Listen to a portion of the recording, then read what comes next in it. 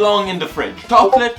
No, I wouldn't say so. Eating rock hard chocolate is just eating like a brick. Eggs, I know in America they have to put it in the fridge, but here in Ireland we don't have to do that and I just leave it out. So no, it doesn't belong in the fridge. Ketchup definitely has to belong in the fridge. If not, they'll just get warm, won't taste nice. Same with mayonnaise. If you don't put mayonnaise in the fridge, it's gonna go bad, isn't it? Apples, I don't really think so, unless you live in a hot country. Avocado, I think you have to put them in the fridge because avocado can go bad quick. Bread, who puts bread in the fridge? Definitely no, you're just weird if you do that. Peanut butter, no, I just store it in the cupboard. Like, I don't think you have to put it in the fridge. It doesn't go bad if you leave it out, so. Let me know in the comments, what would you pick?